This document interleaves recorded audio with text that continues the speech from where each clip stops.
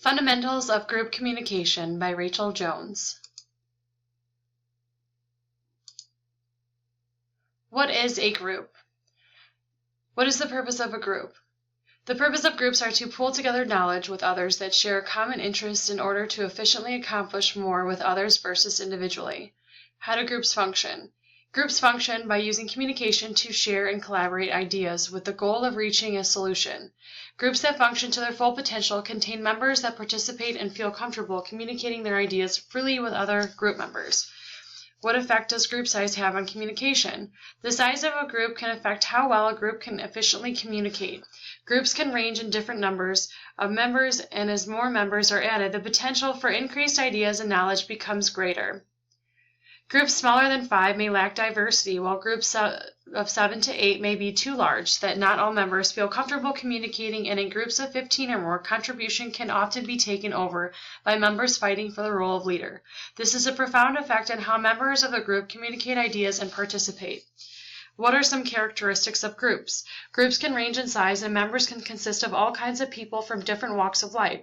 Some groups contain members that all share a common interest, such as painting, while other groups may contain members of an organization that are working together to complete a special project. Groups can be viewed as a system because people that are working together to solve a problem interrelate to one another to form a whole. Basics. Formation of groups. People join groups for a variety of reasons, whether it be a group that is for special interests, a group that is completing a project for a college course, or a team-related project for an organization. At some point in a person's life, they will take part in being a member of a group. Interpersonal attraction. Attraction to a group is based on similarity and affinity, such as similarity in beliefs, ethnicity, economic status, and age. Examples would be the NAACP, a country club, church religious group, a book club, or choir. Group goals.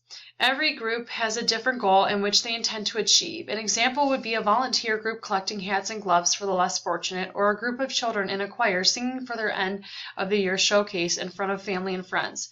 Goals of large groups and the work that they do to achieve these goals is called task dimension, and the goals of the group are to use different techniques such as brainstorming and analyzing to achieve the goals. Social dimension consists of the interpersonal relationships that group members create amongst themselves. Group activities. Activities attract people to groups. Some groups may offer activities and outings that allow members to interact and experience fun excursions, while other groups may consist of members meeting to discuss the last book they read with their book club. A group that salsa dances may be dancing their way to a championship and get to travel different countries to compete. Group identity.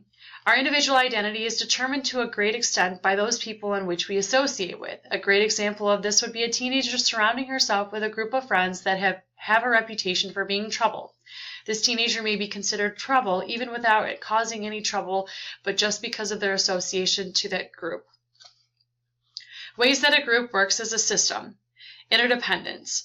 Group members depend on all other members in different ways. If 4 members of a group are working together to meet deadlines and the 5th member is constantly lagging, progression in the project could be severely affected. Synergy. Synergy forms when a group becomes a whole and the whole becomes greater than all of its parts. Adaptation. Groups should be able to adapt to change that may occur and remain flexible to adapting to sudden shifts in environment, people, situations, and circumstances. Take, for example, a project team that is building a home and follows a project plan. Building timeframes may change due to unexpected circumstances that may possibly delay the project. Equifinality. A group's ability to use different ways and different starting points. Members must accept that there can be many ways to accomplish a goal or task and be open to using creative approaches even when trying to solve a problem. Communication networks, norms, and conformity. Norms are the rules that regulate the behavior of a group and make smooth interaction possible. This is a basic building block of group interaction. Implicit norms are rules understood by group members but are not formally announced verbally or written. Examples would be raising your hand, don't speak while others are speaking, and don't interrupt. Explicit norms are rules orally stated of written and considered code of conduct. Some examples would be groups such as religious groups, sports clubs, special interest organizations. Conformity is the adherence to group norms and helps to keep behavior in groups predictable and organized, thus allowing members the ability to focus on their main goal and to communicate effectively. Chain of command. Communication networks involve leaders and members influencing each other with their interactions. Information should move through a network so that it gets to the right members of the group. Good networks ensure information is available when it is needed. Chain of command is the idea that the leader is above the subordinate and communicates information to other members of the group. Networks and information flow.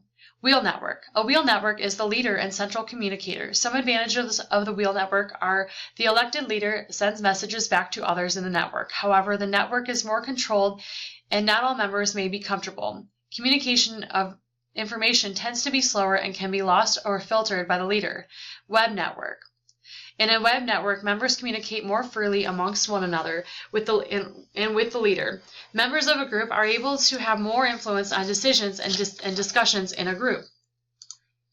Phases of groups. Phase 1, orientation, meeting new group members and getting to know them by using verbal and nonverbal communication to become acquainted.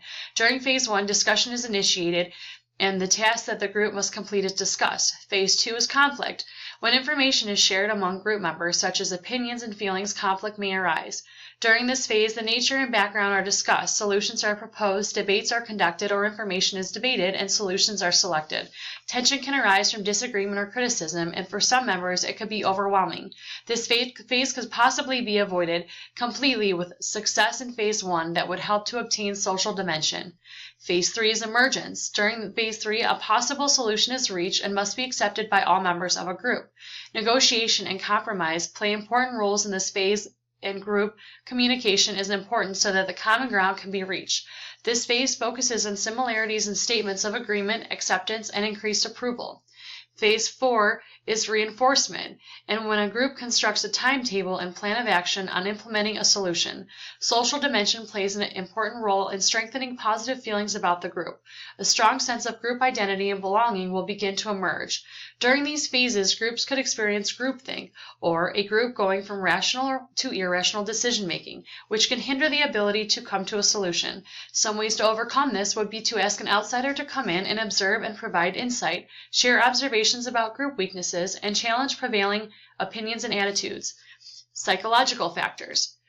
Groups form ways to determine how to come to find solutions. A method for making decisions is to determine what information is needed to make decisions, how information is obtained and shared, who makes decisions, and how decisions are put into motion.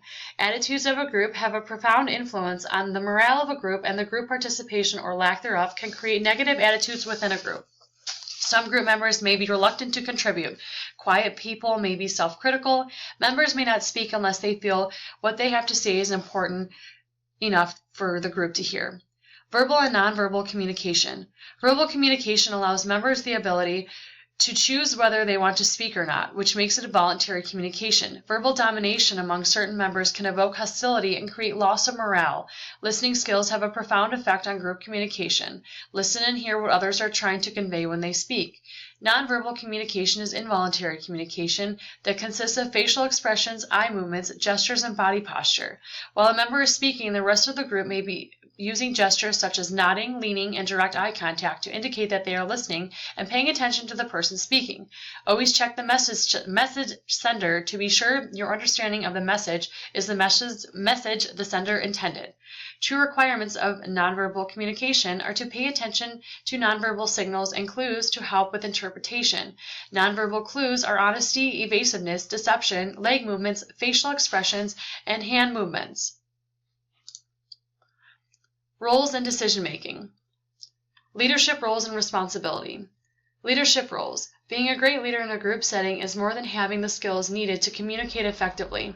In order for a group to meet its full potential, a leader must be elected who is able to meet and fulfill certain needs of the group. Some responsibilities. Selecting and arranging a meeting place, whether it be physical or virtual, and communicate this with team members. Prepare an agenda, answer questions, introduce procedures and policies, expectations, mission, tasks to be accomplished, and member responsibility. A great leader effectively establishes rapport and strives to keep up morale and continue to communicate and encourage members. Friendly disagreement is encouraged, while conflict of personalities is discouraged. Participation is encouraged and reinforced. Leaders take charge during discussions which may veer off topic or become too controversial. Leaders can help groups to avoid groupthink by encouraging members to be open to all opinions and criticism. They are able to stimulate conversations and thought processes by posing different questions and scenarios to help members think even after they are finished. Member roles and responsibilities. Members can affect climate and morale, create and eliminate conflict, provide their own ideas and goals, influence groups with their own individual personalities. Members should be able to compromise and work to gain trust from other members. Members should be able to find middle ground between meeting their own needs and the needs of the rest of the group. Openness should be practiced, and the ability to receive information and willingness to respond to members and suggestions should be present. Every word or event may have a different meaning to each group member. A great group member realizes this and strives to be a competent communicator and expresses ideas in terms other members are not able to understand. Decision-making techniques. Decisions by a leader. When a leader decides for a group, either after hearing discussion from members or without their input, this minimizes wasted time, reinforces traditional hierarchical business structure, is efficient, but lacks commitment to a solution and has minimal group discussion. Decisions by majority rule is the most common used technique because it allows group members to communicate their sides and then place a vote for which stance they want to take. It is often used to settle discussions. Decisions can be made quickly and time can be saved. A downfall would be that the minority does not win. Decision by compromise is a bartering technique that allows members to give up something in exchange for support and other group members. This can result in low commitment to a solution, but it is good when the position of members representing one point of view is incompatible with those representing another point of view. If it is used too early in a discussion, it can prevent productive exploration into alternatives. Decision by arbitration is when an outsider is allowed to come into this discussion and provide different viewpoint. An advantage would be that discussions can be started again after being temporarily halted. A downfall would be that the minority does not win. Decisions by consensus occurs when all members find the decision acceptable based off a new viewpoint that was not previously discussed. An advantage is that it increases member satisfaction with the final decision and promotes stronger social dimension within the group by increasing cohesion processes.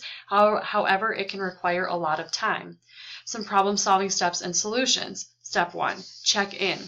Group members must establish a social dimension and trusting relationship. Members must use this phase to introduce themselves to other members and casually discuss the goals of the group. Step 2. Analyze the problem. During this step, group members answer questions such as, what is the problem? What and who does the problem affect?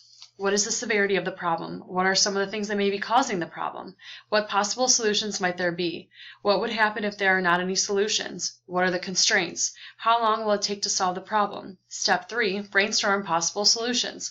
The purpose of brainstorming is to come up with a large number of ideas and potential solutions without evaluations. 20 to 30 possible solutions should be generated before a brainstorming session is completed. Group members communicate by openly discussing possible solutions and jotting them down to be later evaluated. The more possible suggestions, the more possible solutions. Step 4. Evaluate the better solutions. During Step 4, group members evaluate the best possible ideas or solutions that were discussed during the brainstorming process. This step takes the most time because it requires group members to work together to research ideas and possible solutions in more depth.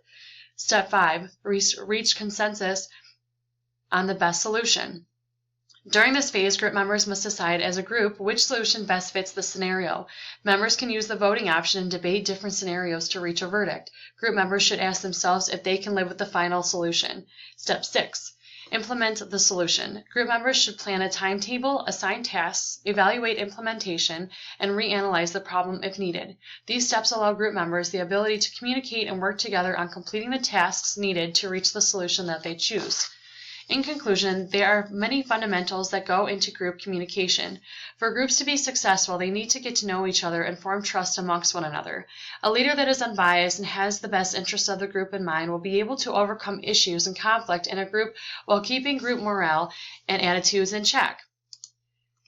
Communication takes many forms in order for groups to reach their goals, whether it be direct verbal communication, nonverbal communication, working together to solve a problem, gathering and brainstorming information, and working together to make a final decision and come to a solution.